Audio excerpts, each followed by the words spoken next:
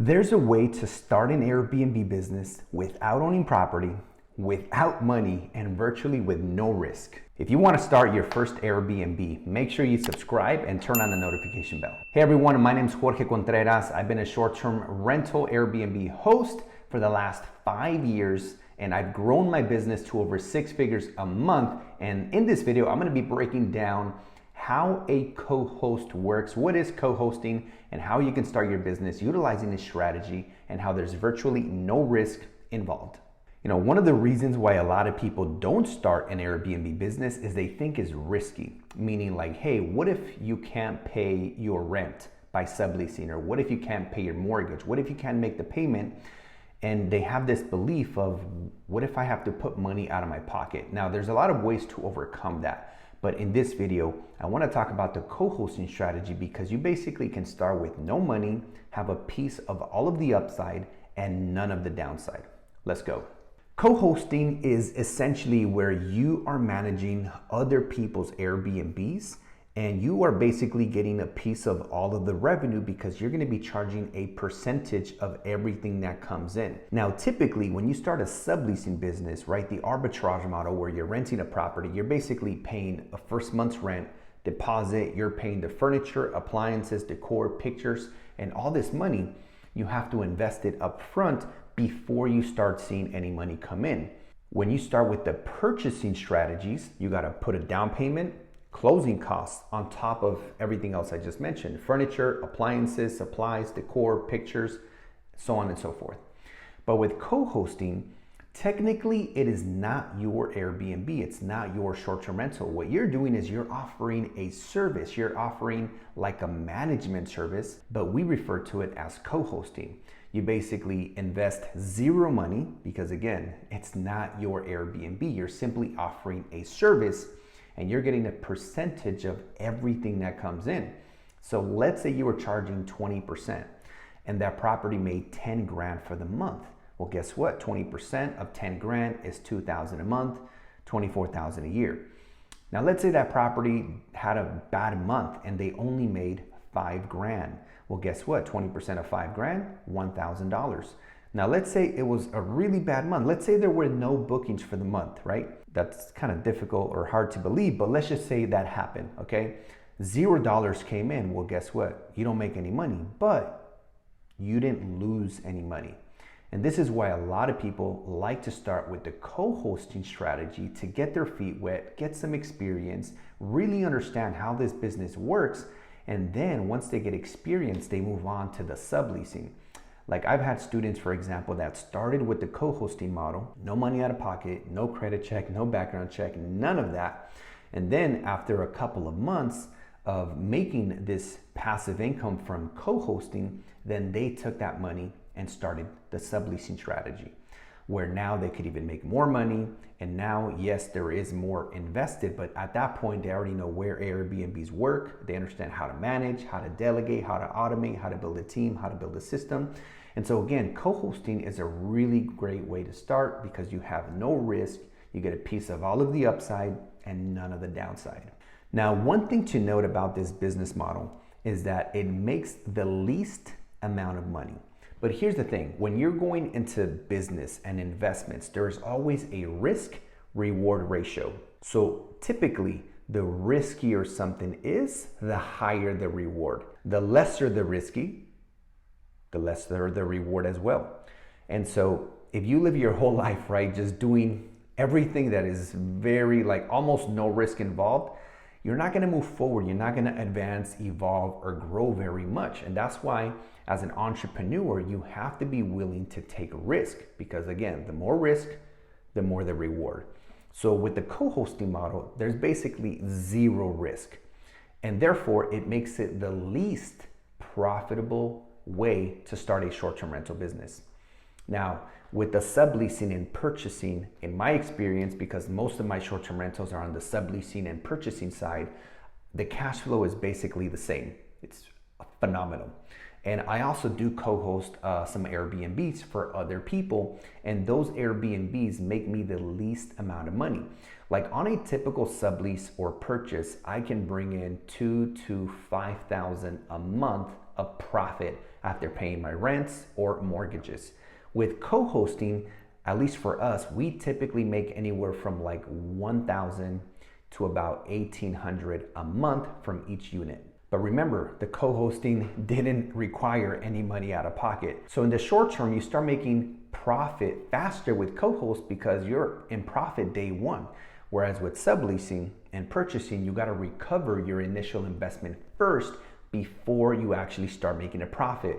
And depending on the type of property, the location, and the investment, I mean, that could be anywhere from like 2 months to 8 months before you break even, just depending on the property, the strategy, your experience, and so on and so forth. Let's talk about what responsibilities are involved as a co-host. Now, it doesn't matter how you start a short-term rental, there are always going to be 3 operations to manage, oversee, or delegate, and that is cleaning, maintenance, and communication. The cleaning person is going to be required to be at the property physically the most. Why? Because typically you're going to have anywhere from about 4 to 8 cleanings per month. The maintenance person is going to be there from time to time. It could be once a month or a couple times a month. The communications are actually 100% virtual, so that person never has to be at the property when automated correctly. So you as the co-host should be overseeing these 3 things. Now, my recommendation is that you don't do the cleaning or the maintenance. Delegate those things, hire somebody to do those things, so that way you could start working on the business and not in the business. Otherwise, you're just gonna end up creating a 9 to 5 for yourself.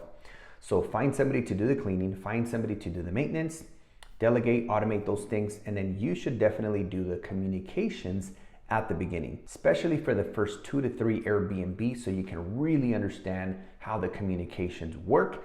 And then after you start going past 3 short-term rentals, then you could hire a virtual assistant in another country that can do all the communications for you. And then at that point, you'll be able to grow faster because you're not doing any one of the activities yourself. You're just managing the people that do the 3 operations. So when you're a co-host, you're doing the communications, you delegate and automate the cleaning and the maintenance. So you're gonna be in charge of making sure that the cleaning crew is doing a great job. You're gonna make sure that whenever there's maintenance needed, that the maintenance crew is taking care of everything. You're gonna make sure that the guests are having a great experience, checking in on the guests before, during, and after their stay. Hey guys, so if starting an Airbnb business now sounds easier than ever, make sure you guys smash that like button to help this video get in front of more people. Thank you so much. I really appreciate it. Did you smash the like button? I'm waiting for you.